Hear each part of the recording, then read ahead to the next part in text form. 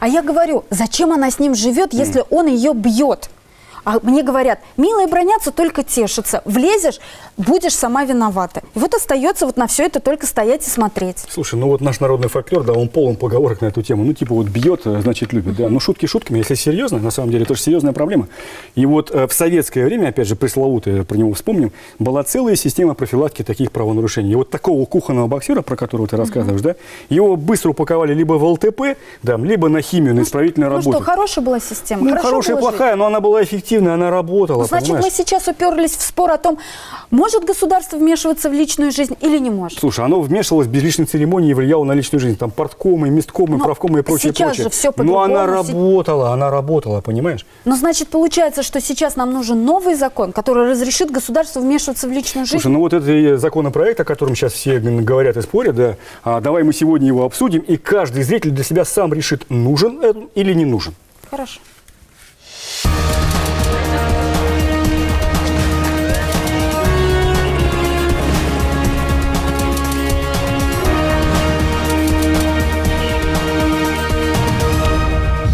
Много лет я хотела сохранить семью. 6 лет все родственники знали, что он ее бьет, он ее насилует, он ее режет, и никто не мог на это повлиять. Избивал, да. Один синяк у меня исчезал, он второй синяк уже он мне ставил. Почему они вот так терпят? Потому что им некуда идти. Сегодня у тебя фингал под глазом, а через год он тебя убьет. Это Гражданский кодекс, который в том числе регулирует семейные отношения. Это Уголовный кодекс, Уголовно-процессуальный кодекс и административный. Во всех этих документах предусмотрены барьеры от насилия и в том числе домашнего. Но почему-то до этого недостаточно. Сейчас в России подготовили проект нового закона о профилактике семейно-бытового насилия, вокруг которого сейчас развернулись горячие споры. Решит ли новый закон проблемы с насилием в семье? Какие новеллы в нем предлагаются и почему он вызывает так много вопросов и сомнений? Но дело, конечно, не только в данном законопроекте, а в том, что проблема насилия стоит перед нашим обществом в полный рост, и с этим давно пора что-то делать. Почему жертвы долго не соглашаются уйти от агрессора? Имеет ли право государство вмешиваться в частную жизнь? И какие меры профилактики бытового насилия уже существуют сейчас? Ответы на все эти сложные вопросы будем обсуждать сегодня с Алсу Сликаевой и нашими гостями в студии программы «Честно говоря». Итак, Инга Юмашева, депутат Госдумы Российской Федерации, член комитета по международным делам. Психолог Анна Сальманова и Зариф Байгускаров, депутат Госдумы Российской Федерации, член комитета по госстроительству и законодательству. Один из соавторов того самого законопроекта о профилактике семейно-бытового насилия. Правильно? Да. Перед тем, как мы начнем говорить, давайте посмотрим сюжет, который мы подготовили. 13-го мне позвонил просто знакомый, говорит, что съезди, говорит, сюда. Там, говорит, он сообщил, что убил жену и своих детей. Но я как-то сразу не поверила, я стала обзванивать, потом стала в полицию звонить. Роза Гулай до сих пор с содроганием вспоминает события 8-летней давности. Летом 2012 года Владимир Беляев, супруг ее подруги Татьяны Шуваловой, зарезал жену и 3 малолетних детей. 4-й ребенок, 5-летняя Настя, чудом осталась жива. И мы опять побежали и стали долбиться. Но дочка испугалась, видимо, и так нам не открыла.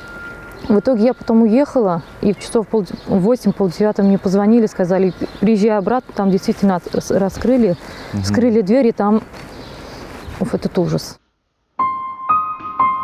Как стало известно потом, в тот день Владимир Беляев вернулся домой из поездки пьяным. И почему-то на кухне начал точить ножи. А потом пустил их в ход. И внезапно в квартире стало не по-обычному тихо.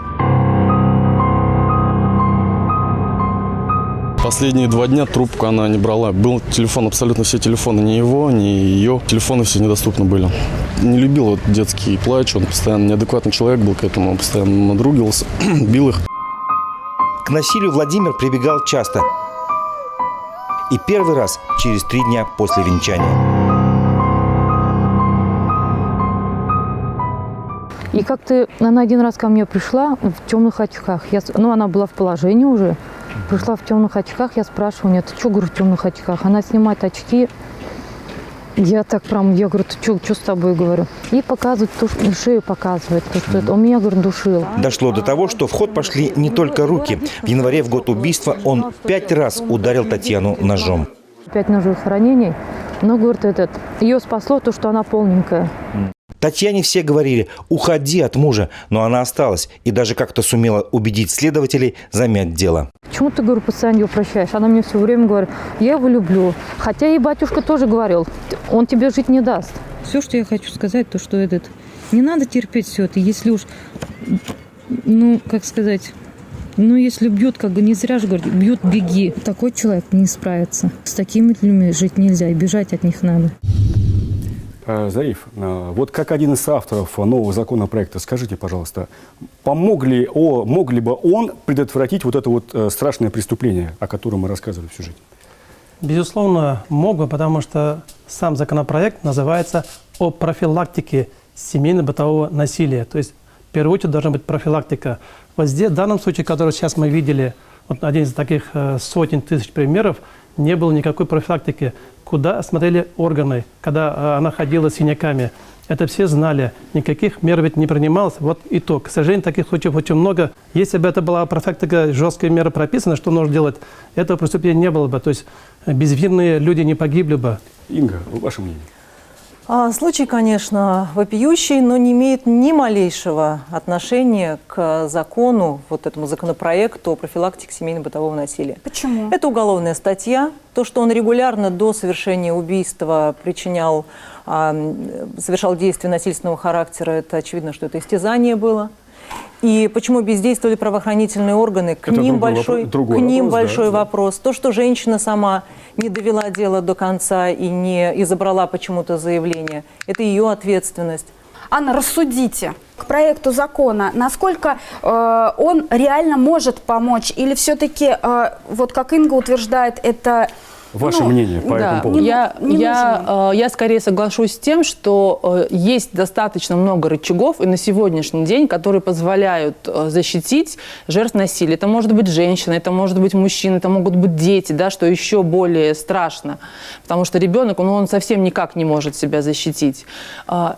Просто все это должно исполняться. Женщина каждый раз говорит, ничего не происходит, я забираю свое заявление, я отказываюсь от любых показаний. И в итоге получается, что через 6 лет, все знакомые знали, все родственники знали, что он ее бьет, он ее насилует, он ее режет. И никто не мог на это повлиять. Вот как в этой ситуации Уважаемые быть? ведущие, уважаемые гости, мы согласны с тем, что у каждого человека есть свобода воли. Да, и все законы на добровольности основаны. Свобода воли подать заявление, довести ситуацию до реальной статьи, а не забирать это в последний момент. Ведь так?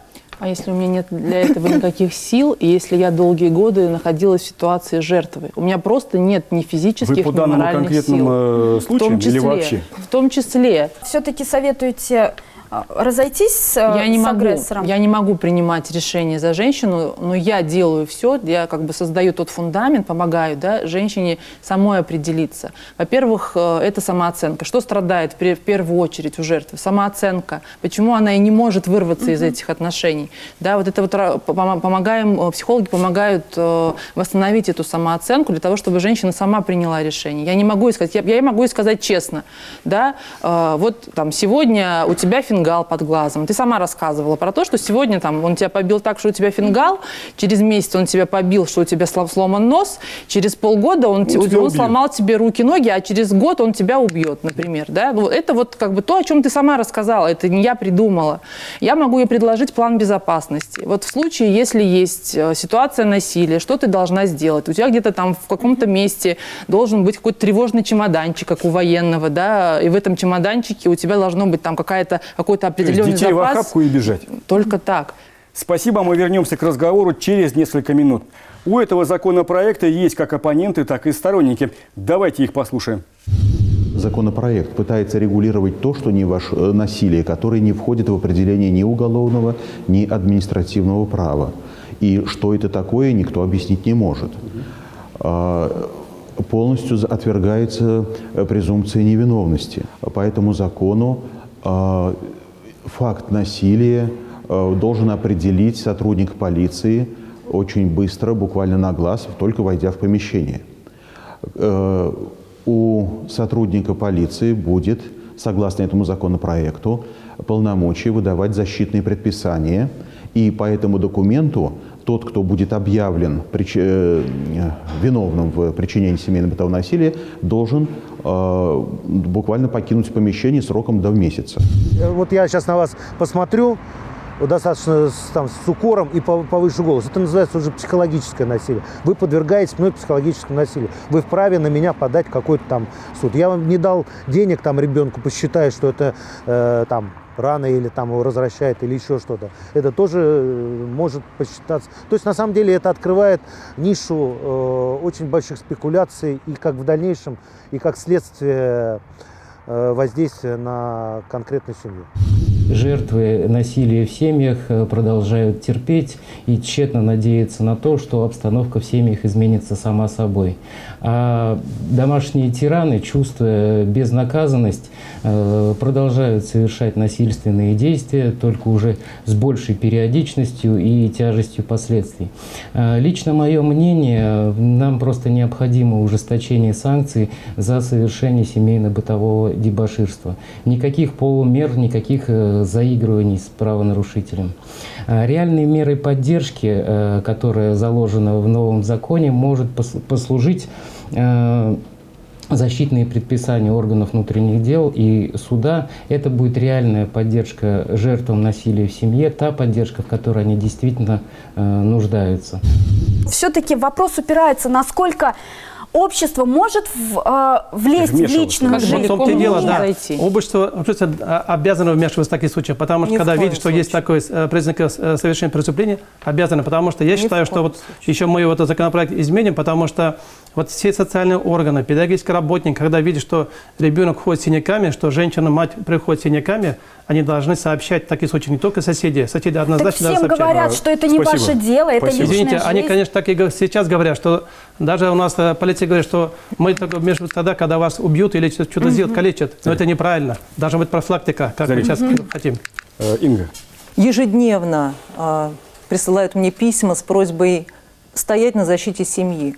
И ни в коем случае не допустить вмешательства третьих лиц во внутренние дела нашей семьи. Семья – это сакральная вещь. Я изучала законодательство Соединенных Штатов. Диву даешься. Мужчины, которые рыдают. До какого маразма доходит? Да, которых изымают из семьи, которые не знают, куда им идти, куда одеваться. Когда судья боится не выдать вот это вот предписание. Почему? Потому что если вдруг это что-то повторится, то он лишится своей там, должности. И поэтому по каждому чиху начинают выдавать вот это предписание, кто на кого как посмотрел, кто там что про кого сказал, и кто что сказал со стороны про эту семью. И в итоге получается, что семьи распадаются. Мы сняли нескольких таких вот жертв насилия в кризисном центре. Давайте их послушаем. Так же, как у всех женщин, у меня тоже был муж. Вот. Я была от него беременная. Полгода жили нормально, потом он начал себя показывать. В состоянии алкогольного опьянения он начал скандалить, распускать руки. Привезли меня в лес. Вот. Привязали к дереву. Избивал, да. Один синяк у меня исчезал, он второй уже, руку поднимал, второй синяк уже он не ставил. Я думала, человек изменится, потому что после каждой такой выходки он приходил в себя, трезвел, просил прощения, просил сохранить семью. У меня в голове сидело такое, что я должна быть замужем, что должна быть полная семья. Писала заявление, все равно потом забирала. Страх, боязнь была. У меня со стороны поддержки нету, родственников. Он взял кредит в банке 700 тысяч, мы планировали купить хорошую, дорогую машину. Нет, 500 тысяч взял в банке. И с этими деньгами он до дома не доехал.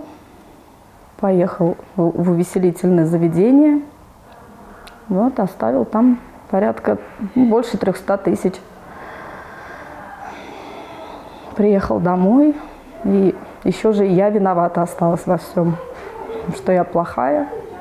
Пьяный подошел к детской кроватке, поднял ребенка и уронил на пол Я, конечно, никому не рассказывала, скрывала.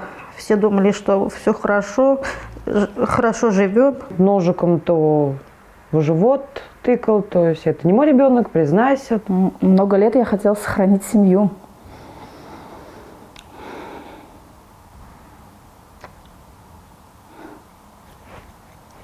Ну, вы знаете, сама без отца росла. И как бы, если бы я родила девочку, я бы, может быть, как-то и... Ну, я хотела, чтобы сын у меня был папа, какой бы и не был, но был. У меня защитить, к сожалению, некому было в тот период времени. Потому что я знаю, что если даже я и пошлю этого человека, и я все равно выйду на улицу, никто меня ночью, например, если... Ну, не ночью, а вечером даже пойду откуда-то, если он на меня нападет, меня никто не защитит. Его Бог наказал. Очень хорошо. Как? Он умер, его убили. Нет, мне туда уже возвращаться я не хочу. Не хочу, ничего хорошего я там не вижу. Я боюсь, раньше за себя боялась. Сейчас ребенок маленький, он может также пьяный подойти, также опять поднять, уронить. Я очень боюсь. И повезло, я считаю, что вот попала сюда, и я смогла уйти оттуда, из дома. Это типичное дело. Типичный ход такого дела, когда сначала жертва обращается с заявлением, ну там в орган внутренних дел, там участковому, и потом это заявление забирает через какое-то время. Только 20% оставят заявление, все остальные его забирают. Почему? Почему? Потому что они боятся с ним жить вместе, потому что они думают, что он каждый день ему угрожает, ей угрожает эта женщина. И, конечно, она, то есть, как бы последствия будут более жесткими. И вы предполагаете, что новеллы вот этого законопроекта как-то помогут эту проблему решить? Конечно, безусловно, потому что, объясню, потому что мы предусматриваем в том числе, среди других мер, что они должны жить врозь, если видно, что... Если они живут в однокомнатной квартире площадью 33 квадратных метра, как они будут жить врозь? Хорошо, знаю, такие случаи есть, даже есть и хуже условия. Но в таком случае мы предусматриваем создание центров социальной помощи, то есть где могут жить семья, либо женщина, ну, наверное, лучше, чем это мужчину туда переселить, пусть он живет там. Кстати говоря, об предписаниях защитных, там будет предусматривать срок месяц, может быть, 2 месяца, может быть, 3 месяца. Ну, да, мы и, кстати говоря, там же, кстати говоря, будет предусмотрено, что нельзя приближаться к жертве, нельзя ее преследовать, нельзя ей звонить. Что касается профилактики, говорят о профилактике, вот эти предписания, вот эти ордера, никакого отношения к профилактике они не имеют. Каким образом человек должен себя вести, если его изъяли из его собственного дома, из его собственности,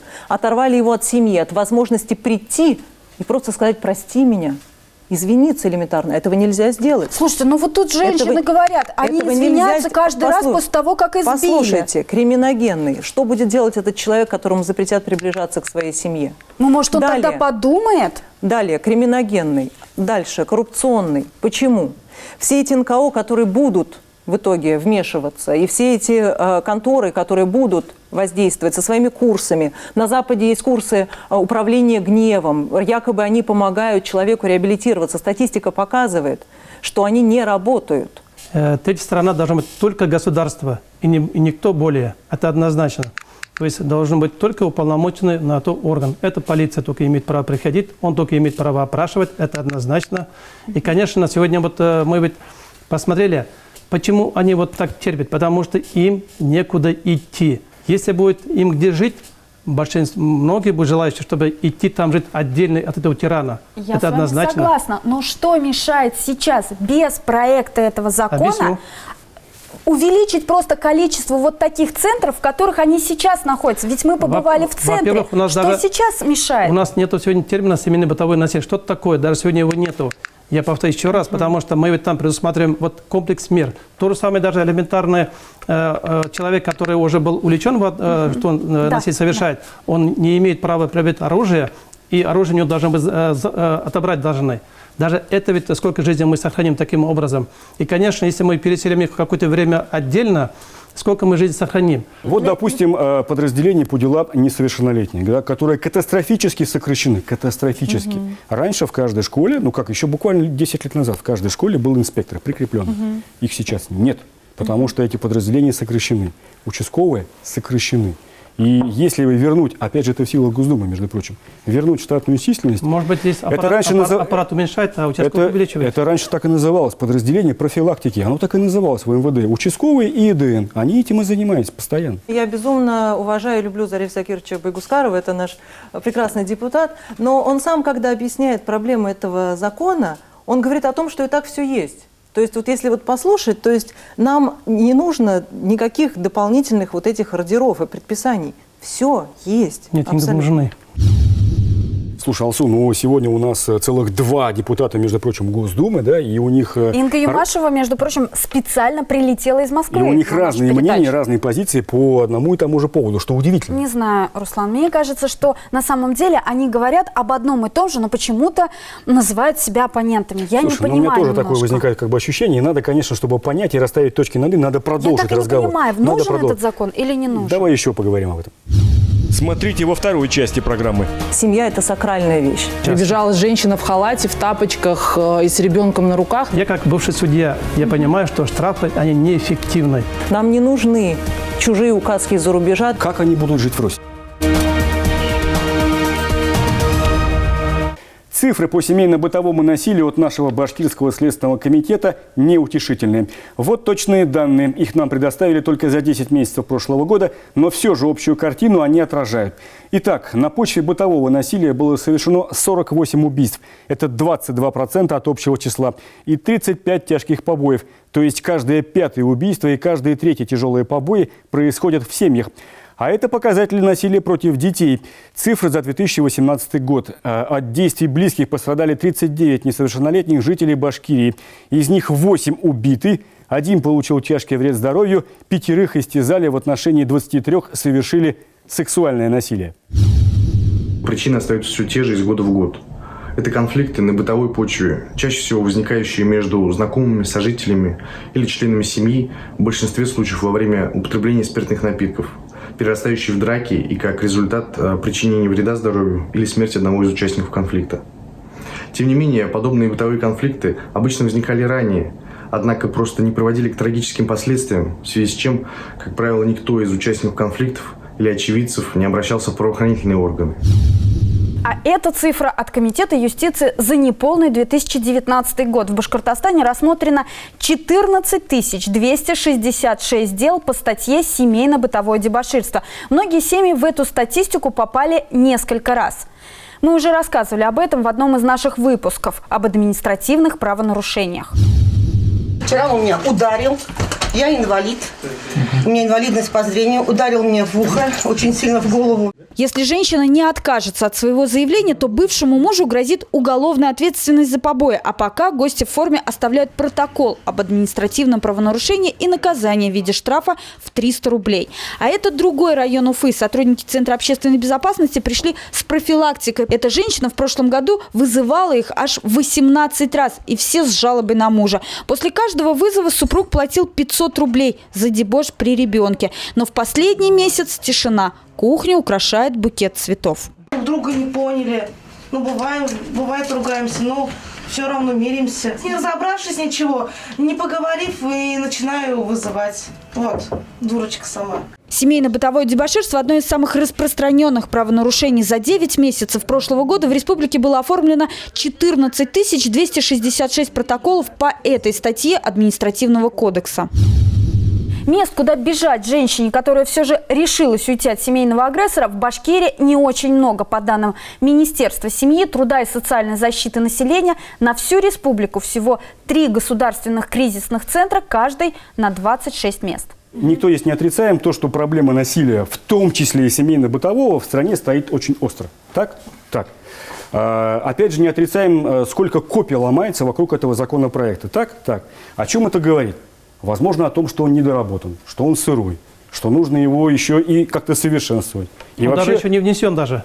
Даже не внесен. Да. Ну, только если он даже до своего внесения вызывает столько споров, это не наводит на какие-то мысли? Раскалывает общество. Методы воздействия на детей такого метода нету. Методы вот этих самого слова изъятия там точно нет. Запрет на общение. Запрет на общение есть, согласна. Как можно Вы знаете, запретить вот, общаться, честно, меня смутило ограничение гражданина вправе пользоваться своей же собственностью, то есть квартирой, его недвижимостью. Нарушение конституционных прав наших граждан, воспитание детей. Вот давайте представим себе такую житейскую ситуацию. Но если он этих детей бьет? Она вполне возможна, я не беру крайний случай. Да? Жена с ее мамой, с ее подругами и сестрами вступает в сговор, чтобы несчастного мужа, условно говоря, лишить его квартиры. Абсолютно. И все дружно пишут заявление, обращаются с соответствующими там заявлениями в орган внутренних дел, что регулярно в этой семье производится эмоциональное либо какое-то другое насилие. Такой вариант возможен. Возможен. Руслан, я считаю, что это можно, Руслан, мне кажется, извините, это сейчас сделать. Это не изымает собственность, это вы неправильно понимаете. Собственность не изымается. Просто Ограничение это временно, на месяц, к примеру, только будет, чтобы они вместе не жили. Только об этом идет речь. Об изъятии имущества речи не идет. На сегодняшний день жертвы насилия ищут, бегут из дома, ищут пристанища, ищут временного приюта вместе с детьми. Да? Там, у нас бывают женщины с двумя, с тремя, с 4 детьми, с грудным ребенком. Да, прибежала женщина в халате, в тапочках и с ребенком на руках, да, убежала от своего мужа. Другая с 2 детьми, одному из которых 2 года, другому 5 лет. Она 12 лет была жертвой насилия, 12 лет. Да, ее муж как раз работал в правоохранительных органах. Да, и соответственно, поэтому, видимо, к нему не принимались меры. Я не знаю, может быть, еще. Она просто убежала. Да, Они хотят, чтобы этот муж пришел к ним и извинился? Нет, бывает по-разному. Да? Бывает так, что семья восстанавливается, и там, у мужчины хватает мужества, если так можно сказать, да? Если мы говорим, что жертва насилия женщина, у мужчины хватает мужества взять себя в руки, да, начать работу над собой и измениться. Есть случаи противоположные. С агрессорами? И с агрессорами в том числе. Часто бывают такие случаи? Насколько? Редко. Ну, то есть процент мизерный. Те женщины, которые приходят к нам, это жертвы тяжелого насилия, многолетнего, и, как правило, они мечтают только об одном, чтобы больше никогда не видеть агрессора. Социально-психологическая реабилитация, да, проходит как с женщиной, как с детьми, так и с агрессором, если у него, повторюсь, хватает на это мужества. Инга, а вот какие дополнительные меры профилактики вы бы еще предложили к существующим? Да, ну, во-первых, я уже сказала, что необходимо контролировать исполнение действующего законодательства, контроль над правоохранительными органами, чтобы они добросовестно исполняли свои обязанности. Это расширение штата участковых. Контроль с чьей стороны? Прокуратуры? Со стороны, да. Что касается реальной профилактики, а не того, что нам пытаются навязать вот эти вот охранные ордера. Алкоголизм, наркомания, психиатрические заболевания, принудительность лечения. Плюс к этому ребенок рождается в семье. Какая семья ему досталась, не всегда самый лучший, не всегда лучший пример. Значит, мы должны этого ребенка воспитывать в обществе. Каким образом?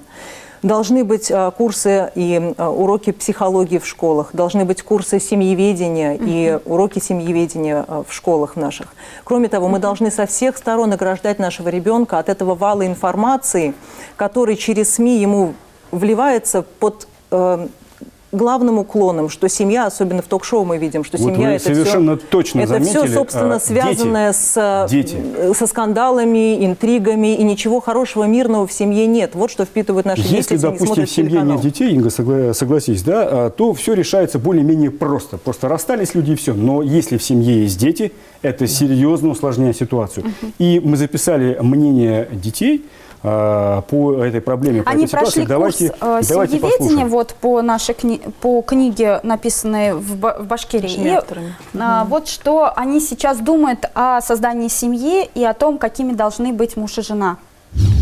Азы будущей семейной жизни в этой школе в селе Булгаково закладывают факультативно, чтобы ученики, как говорится, с малых лет знали и понимали, как выстраивать отношения.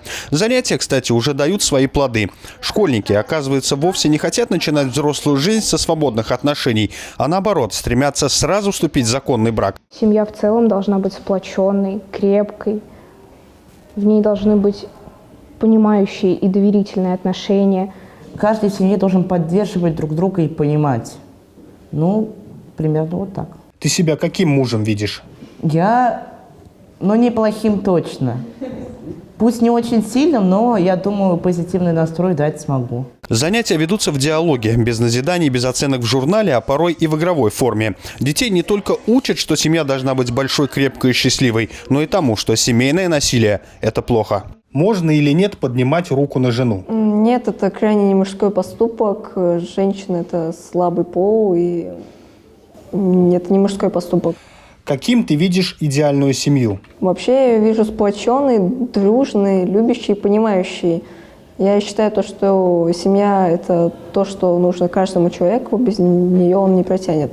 А может ли, по твоему мнению, жена поднимать руку на мужа, ну или сковородку? Нет, она может его спровоцировать, тем самым тоже на то, чтобы он поднял руку на нее. А муж может поднимать на нее руку? Но тем самым он опустится в глазах женщины. Это, как уже повторялись ребята, это не мужской поступок. Зариф, фактор детей вы учитываете? Конечно, учитываем, потому что вот этот домашнее бытовое насилие оказывает негативное влияние на психику детей. Потому Прежде что всего. конечно, они это видят, они это слышат, как избивает маму, папа. И знаете, вот я недавно был в одном из детских домов, и мне рассказали такую историю, говорит, дети, говорит, иногда играют, берут игрушки, там хорошую, большую игрушку, маленькую игрушку, и, говорит, имитируют, что отец избивает маму. Что касается вот по профилактике, уже 1,5 года мы разрабатываем законопроект со своим коллегой Николаем Васильевичем Говориным. Это о лечении алкоголизма. В чем суть его законопроекта? Если человек был, например, в том числе, например, совершает насилие в семье, совершает преступления, иные правонарушения, в том числе, кстати говоря, пьяным за руль садиться, надо провести медицинскую экспертизу, и заключение врачей будет, если человек страдает алкоголизмом, нуждается в лечении, то его лечить без его согласия. То есть сегодня без согласия нельзя лечить. Здесь вы с Ингой согласны, что поэтому, необходимо принудительное конечно, лечение. лечить, потому что этот законопроект, конечно, у нас поддержки не находит, но я все равно настроен так, чтобы довести до конца. Я считаю, что в данном случае штрафы неэффективны. Неэффективны? Да, потому что вот когда штраф накладывается на мужчину, он приходит, знаете, что говорит жене? Говорит, это ты обращалась, и ты плати. Я считаю, что это эффективно исправительной работы, либо арест. Я с вами согласен, но вы же представители Госдумы Российской Федерации, законодатели, это в ваших силах. Да.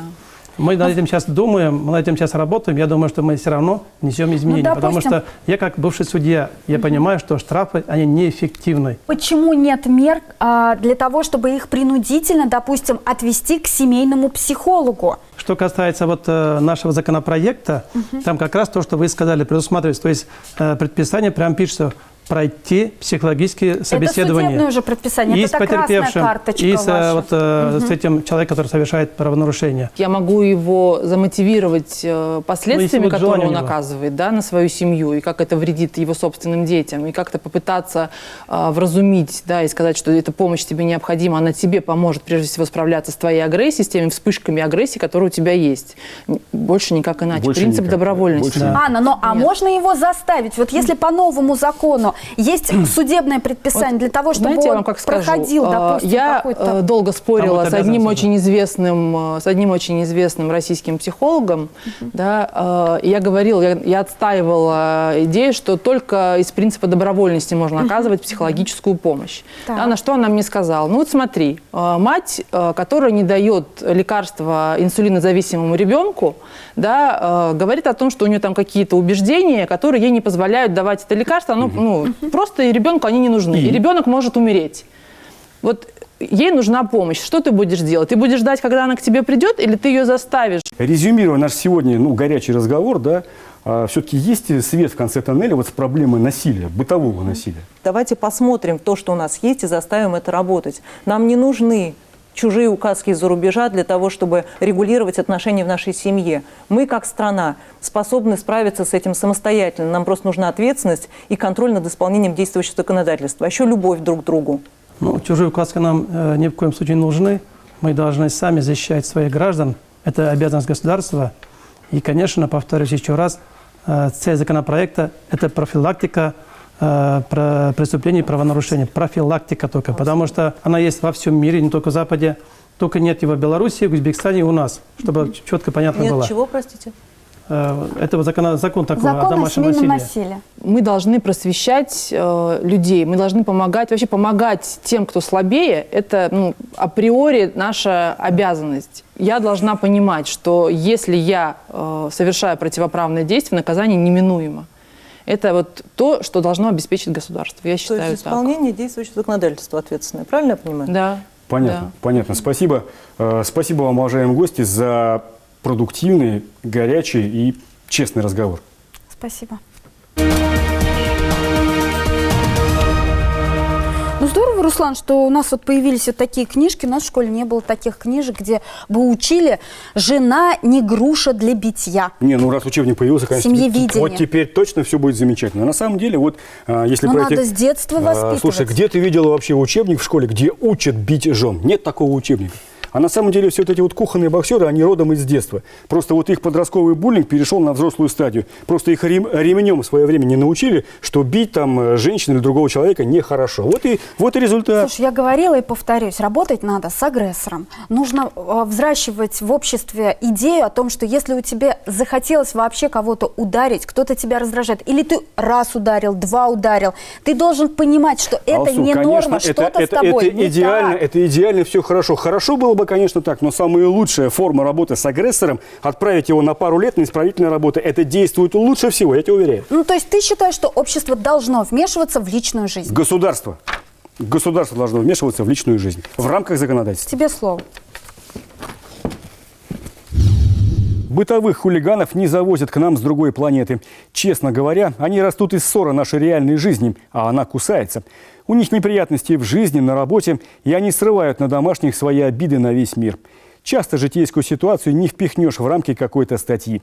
Но все-таки напоследок обращаюсь к кухонным боксерам.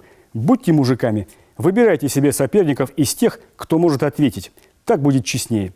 До свидания. Берегите себя и своих близких. Смотрите, честно говоря, на канале БСТ и во всех соцсетях страны.